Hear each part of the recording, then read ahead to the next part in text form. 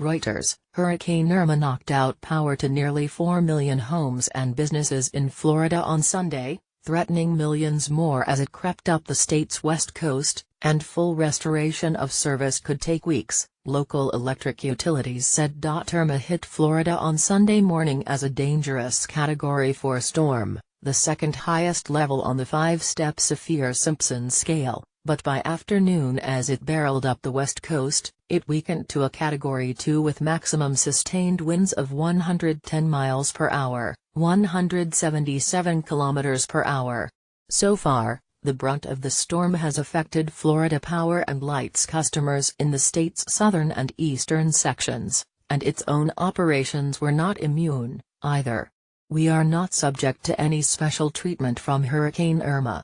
We just experienced a power outage at our command center. We do have backup generation," FPL spokesman Rob Gould said on Sunday. FPL, the biggest power company in Florida, said more than 3.2 million of its customers were without power by 10 p.m.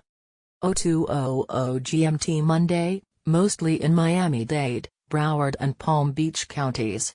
More than 200,000 had electricity restored, mostly by automated devices. The company's system will need to be rebuilt, particularly in the western part of the state, Gould said.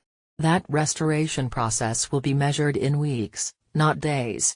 FPL is a unit of Florida energy company NextEra Energy Incorporated. Large utilities that serve other parts of the state, including units of Duke Energy Corp., Southern Company and Emera Incorporated, were seeing their outage figures grow as the storm pushed north. Duke's outages soared to 390,000 from 60,000 in a span of 4 hours on Sunday evening, and the company warned its 1.8 million customers in northern and central Florida that outages could ultimately exceed 1 million. The company updated its website on Sunday evening with a warning to customers that outages may last a week or longer. Emera's Tampa Electric Utility said the storm could affect up to 500,000 of the 730,000 homes and businesses it serves, and over 180,000 had already lost power. The utilities had thousands of workers, some from as far away as California, ready to help restore power once Irma's high winds passed their service areas.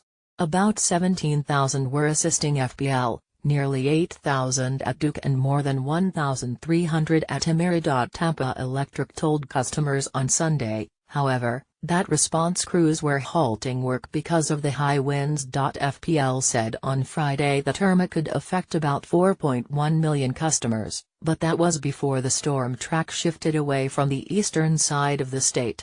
Its customers are concentrated in Miami-Dade, Broward and Palm Beach counties. Nuclear plants safe. The utility said its 2 nuclear plants were safe. It shut only one of the 2 reactors at its Turkey Point nuclear plant about 30 miles, 48 kilometers, south of Miami on Saturday, rather than both, because the storm shifted. It plans to leave both reactors in service at the St. Lucie plant about 120 miles, 193 kilometers north of Miami because hurricane-force winds are no longer expected to hit the sites. There is also spent nuclear fuel at Duke's Crystal River plant, about 90 miles, 145 kilometers, north of Tampa. The plant, on Irma's current forecast track, stopped operating in 2009 and was retired in 2013. In a worst-case scenario, the spent fuel could release radiation if exposed to the air, but a federal nuclear official said that was extremely unlikely. That fuel is so cold, relatively speaking, it would take weeks before there would be any concern, said Scott Burnell of the U.S. Nuclear Regulatory Commission. As the storm has come ashore, gasoline stations have struggled to keep up.